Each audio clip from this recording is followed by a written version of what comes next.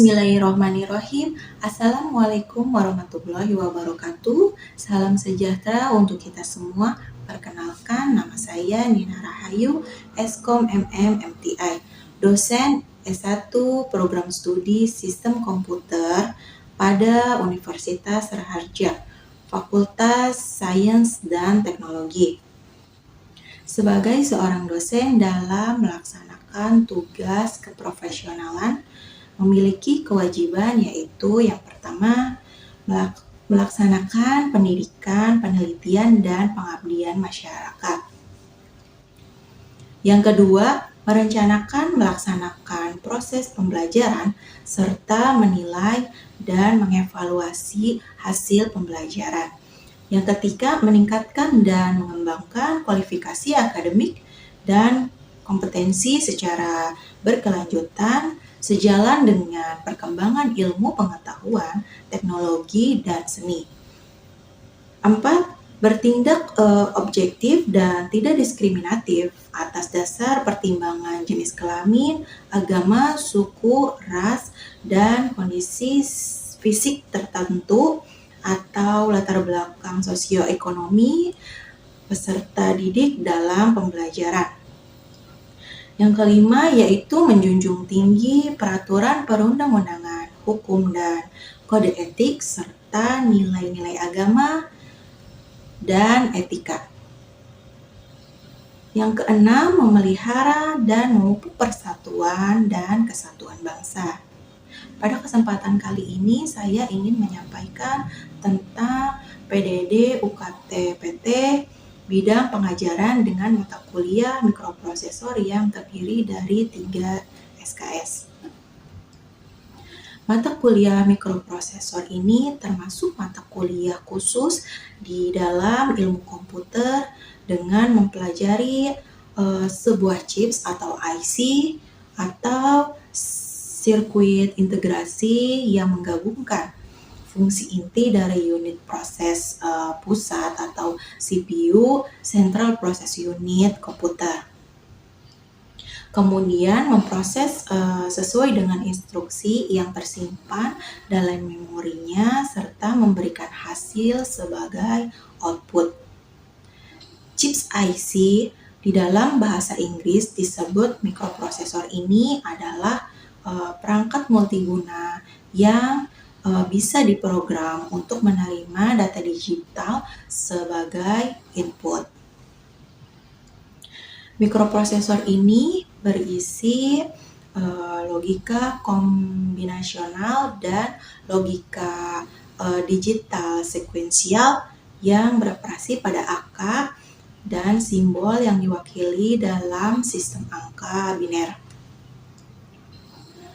Di dalam sebuah IC mikroprosesor terdapat unit aritmatik dan logika, register, unit komputer. Mikroprosesor ini berisi logika kombinasional dan logika digital sekuensial yang beroperasi pada angka dan simbol yang diwakili dalam sistem angka biner. Dalam sebuah IC mikroprosesor terdapat unit aritmatik dan logika, register, unit kontrol, sistem bus, dan jam clock untuk melakukan tugas komputasi. Mikroprosesor bisa dikatakan sebagai otak dari semua komputer, baik komputer tersebut berbentuk laptop, server, ataupun desktop.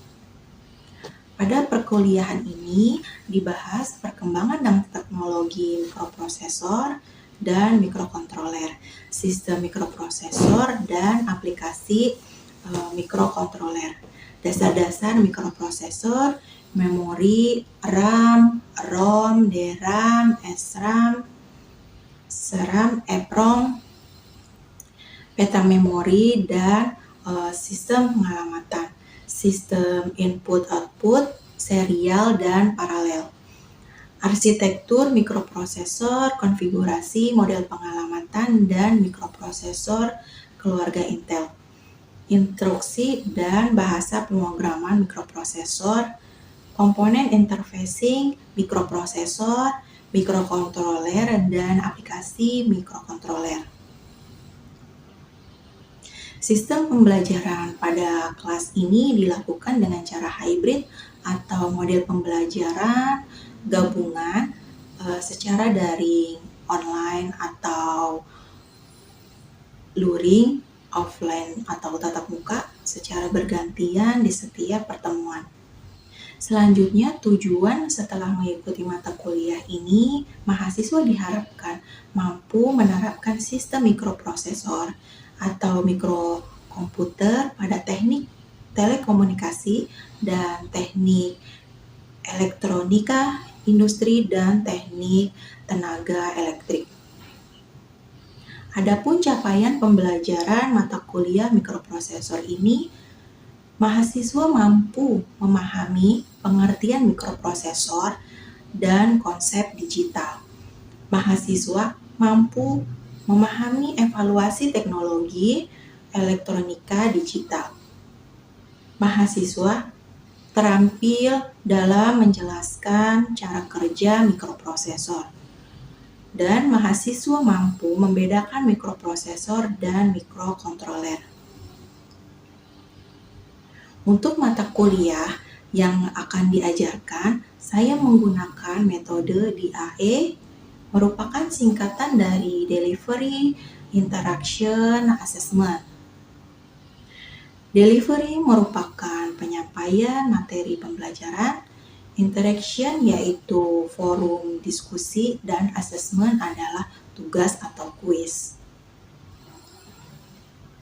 Delivery dapat dilakukan dengan menyampaikan bahan tayang PPT pada alamat raharja.ac.id/rmslice, video pembelajaran atau YouTube, modul, buku referensi, dan juga jurnal-jurnal terupdate.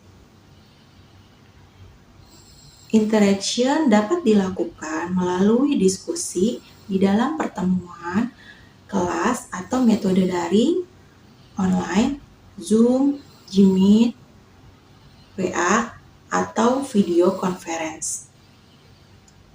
Assessment dapat dilakukan tugas dan kuis melalui review jurnal dan juga mengerjakan kuisis dan dikirimkan melalui WA atau email. Di dalam penilaian mata kuliah diambil secara objektif dari nilai UAS, UTS, tugas, dan juga presensi.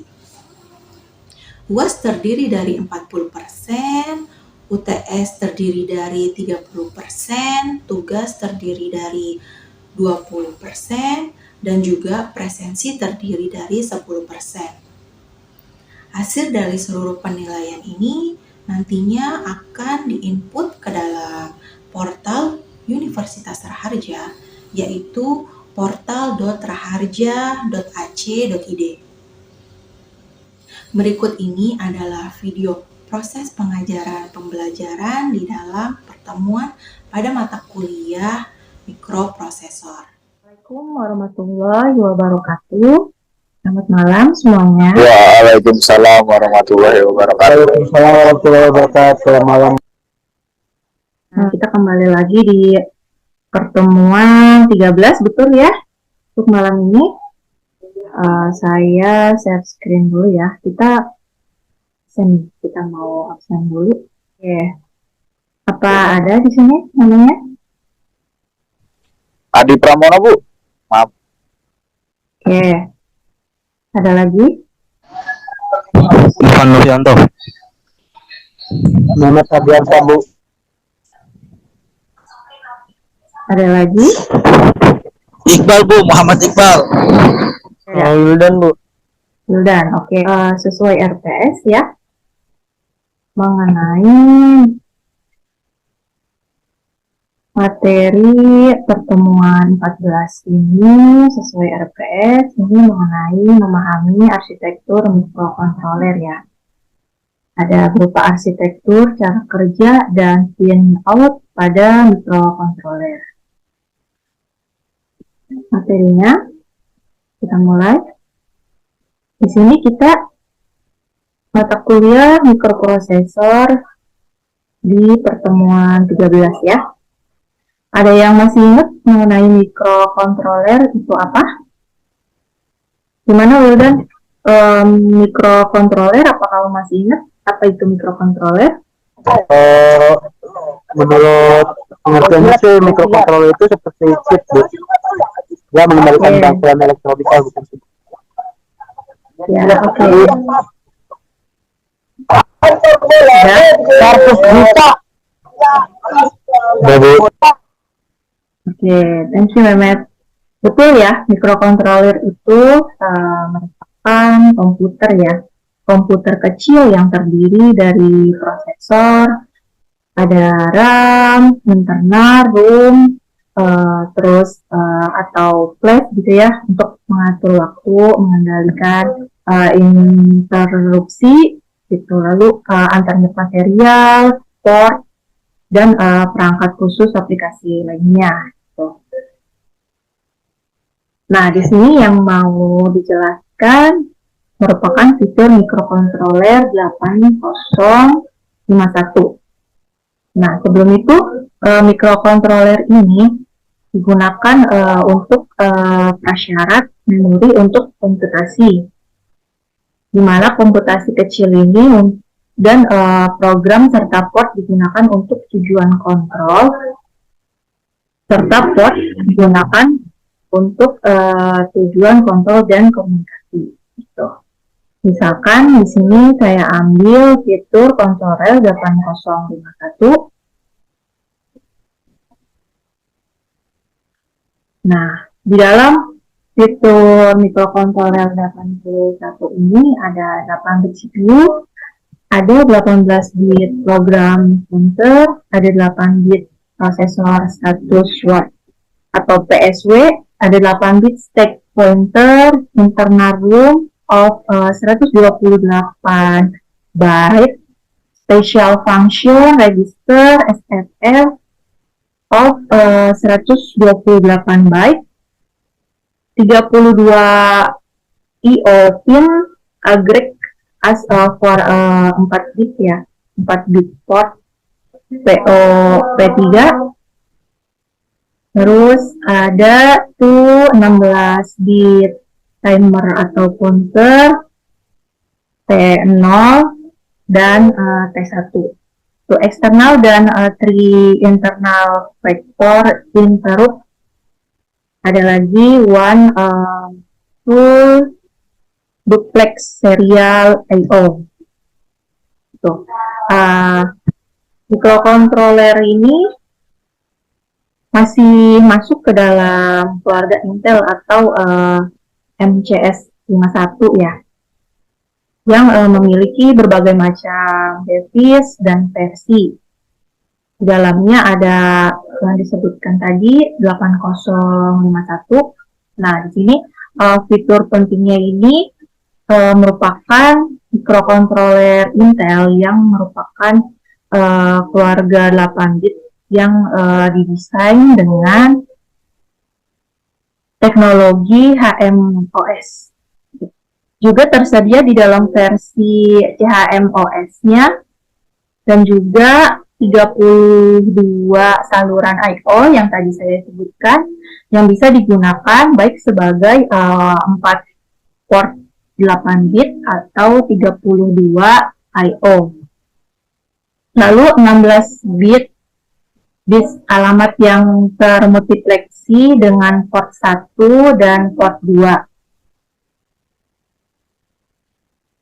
Lalu ada arsitektur MCS 51 atau 8051. Di sini mengacu kepada anggota keluarga MCS 51 ya. Di sini ada blok fungsional mikrokontroler 8051 terdiri dari ALU, unit kendali, dan pewaktu. Lalu ada RAM, EEPROM, ROM, register, flag, dan driver untuk port P0, P1, P2, dan P3. Setiap blok fungsional tersebut didiskusikan, ada yang namanya ALU tadi ya, sudah saya jelaskan sebelumnya. ALU di sini di 8051 ini menampilkan operasi aritmetik dan logika pada operan 8 bit. LEC ini nantinya ada LEC ya, LATCH adalah register yang mendapatkan keluarga dari ALU serta memiliki operasi penambahan dan pengurangan. 8051 juga memiliki operasi perkalian dan pembagian.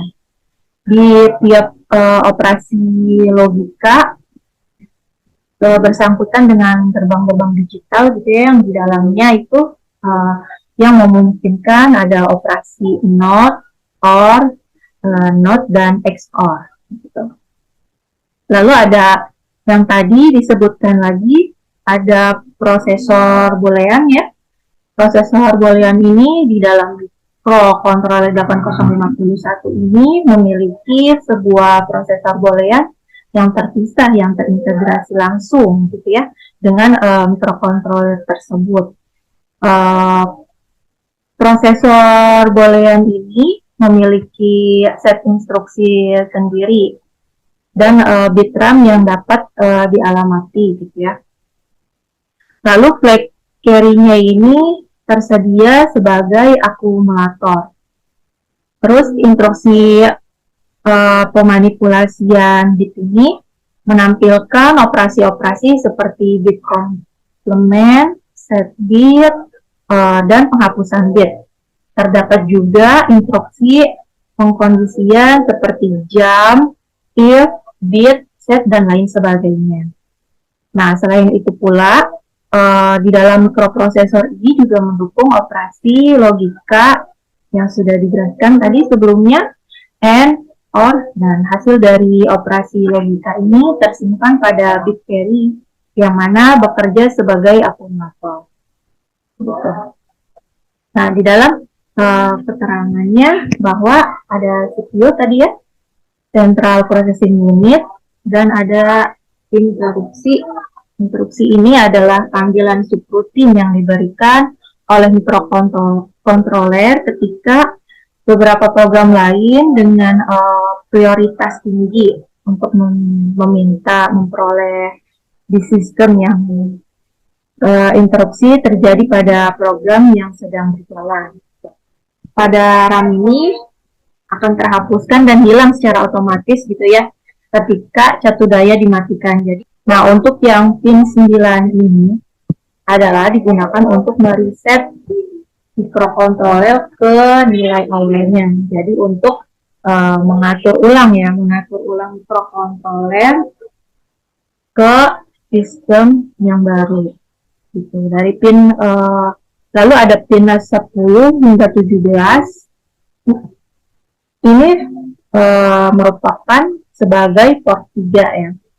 Port ini melayani beberapa fungsi seperti interupsi, input timer, sinyal kontrol, sinyal komunikasi serial, RxD, dan TXD, dan lain sebagainya. Gitu. Lalu ada 20, pin 20 ya, ada satu daya serangkaian atau satu daya ke sirkuit gitu ya. Nah, untuk pin 21 sampai 28 ini merupakan port 2 di mana berfungsi sebagai port I/O atau input output. Sinyal bis alamat tingkat tinggi juga dimultiplex menggunakan port ini gitu ya. Selanjutnya ada pin 29, ini merupakan pin PSN, di mana pin PSN ini merupakan singkatan dari program store enable. Gitu. Lalu ada pin 30, di mana pin IE yang merupakan singkatan dari input access eksternal ini digunakan untuk mengaktifkan atau menonaktifkan antarmuka memori eksternal gitu. Lalu pin 31 ini pin atau pin array yang merupakan singkatan dari address-led enable, yaitu digunakan untuk demultiplex sinyal alamat data port. Itu dimana nanti untuk pengalamatan bisa digunakan di pin 31 ini. Lalu ada pin 32 sampai 39. Ini dikenal sebagai port 0. Ini berfungsi sebagai port I/O yang alamat urutannya yang lebih rendah dan sifat disk data ini digandakan menggunakan port ini gitu ya. Data yang multiplex yang menggunakan port ini gitu. Lalu ada pin 40 ini. Pin 40 digunakan untuk menyediakan satu daya ke rangkaian. Input summary ini ada 4 port, di mana microcontroller 8051 ini memiliki 4 port I/O yang masing-masing mempunyai 8 bit yang dapat dikonfigurasi sebagai input atau output, karena totalnya itu ada 32 pin input dan output yang memungkinkan dia dihubungkan dengan perangkat periferal. Jadi kalau 1 input 0 output gitu ya, sebagai sesuai keadaan logikanya. Nah, lalu ada pin input atau output. Nah, semua ini sirkuit dalam microcontroller gitu ya, harusnya terhubung ke salah satu pinnya, kecuali port P0 karena tidak memiliki resistor pull up bawaan gitu. Nah, untuk pin input ini logika 1 diterapkan ke sedikit register P. Nah, dari sini resistor FE keluaran dimatikan gitu ya, dan pin lainnya ini tetap terhubung ke tegangan satu daya melalui resistor pull up dengan resistensi tinggi gitu. Lalu yang tadi port 0 gitu ya, port 0 ini dicirikan oleh dua fungsi, yaitu yang pertama, ketika memori eksternal ini digunakan, maka bit alamat yang lebih rendah atau alamat, misalkan alamat A0, A7 gitu ya, terapkan. Lalu jika tidak, semua bit ini dari port ini dikonfigurasi sebagai input atau output gitu. Lalu yang kedua, ketika port PO0 dikonfigurasi sebagai output, kemudian port lainnya yang terdiri dari pin dengan resistor pull up atau pull up built-in yang terhubung pada ujungnya ke satu daya 5F. Pin port ini memiliki resistor yang ditinggalkan gitu ya. Lalu ada konfigurasi keluaran, di mana ketika pin dikonfigurasi sebagai output, maka pin tersebut bertindak sebagai pembuangan terbuka dengan menerapkan logika 0 ke bit port. Pin yang sesuai akan dihubungkan gitu ya, dihubungkan ke ground atau OF dan menerapkan logika 1. Keluaran eksternal akan terus mengambang untuk menerapkan logika 1 pada pin keluaran 1. Lalu dibuat resistor pull up eksternal. Untuk mungkin akan jadi tugas terakhir di semester ini, di mata kuliah microcontroller ini. Jadi nanti akan ada tugas yang membandingkan pin out microcontroller 8051 dengan microcontroller Atmega gitu ya. Jadi 8051 yang sebelumnya tadi sudah saya jelaskan dibandingkan dengan mikrokontroler Atmega. Nah, nanti tugasnya disebutkan apa saja yang dapat disimpulkan di dalam mikrokontroler 8051 dan mikrokontroler Atmega gitu. Sejauh ini untuk tugasnya, apakah ada yang mau ditanyakan sebelumnya? Bu, untuk waktu pengerjaan tugasnya sampai kapan ya? Ya, jadi untuk pengerjaannya, nanti kan kita terakhir minggu besok itu pertemuan 14 ya. Jadi nanti kita masuk langsung dikumpulkan tugasnya gitu di pertemuan 14 nanti. Kebetulan nanti di pertemuan 14 kita offline ya. Jadi kita ketemu di kelas, sebelum mulai dikumpulkan tugasnya, nanti akan ada quiz gitu ya di pertemuan terakhir gitu. Ada lagi pertanyaan untuk tugasnya? Berarti ngerjainnya lewat tulis aja nggak apa-apa, Bu? Atau Iya, betul. pakai Word? Ditulis tangan saja. Oke, Bu, makasih. Oke, ada yang lain? Gimana? Apa tugasnya sudah jelas untuk minggu depan? Jadi usahakan untuk bisa mengerjakan tugas ini ya, karena tugas ini kebetulan tugas terakhir yang akan menambahkan nilai tugas mandiri kalian. Tuh. Apa tugasnya sudah cukup jelas? Gimana? Sudah jelas. Ya? Jelas ya? Oke. Ya. Apa ada pertanyaan sebelumnya untuk materi yang sudah saya sampaikan tadi? Gimana? Cukup, Bu. Cukup jelas? Jelas. Atau cukup membingungkan? Cukup jelas, Bu. Nanti dipelajari lagi. Oke, baik. Jadi sambil yang tadi sudah saya jelaskan gitu ya, sambil mengerjakan tugasnya, jadi ada feedback dari kalian gitu ya, sejauh mana kalian bisa memahami materi yang sudah saya sampaikan tadi gitu ya.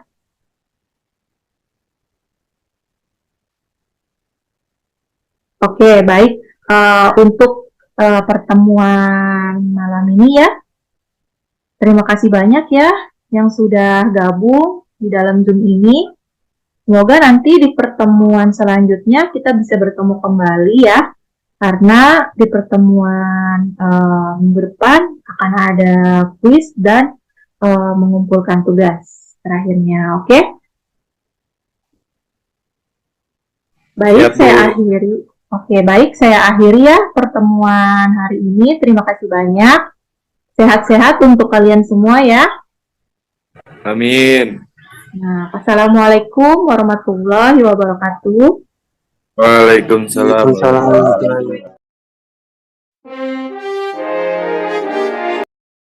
Video singkat pembelajaran pada mata kuliah mikroprosesor semoga dapat memberikan gambaran dalam kegiatan bidang pendidikan dan pengajaran yang telah dilakukan saya selaku dosen pengampu mata kuliah mikroprosesor pada Fakultas Sains dan Teknologi Universitas Raharja. Mohon maaf apabila terdapat kesalahan dan kekurangan dalam segala hal. Atas perhatiannya saya ucapkan terima kasih. Saya Nina Rahayu pamit undur diri. Semoga video ini dapat bermanfaat untuk kita semua. Amin, amin, ya robbal alamin. Akhir kata, wassalamualaikum warahmatullahi wabarakatuh.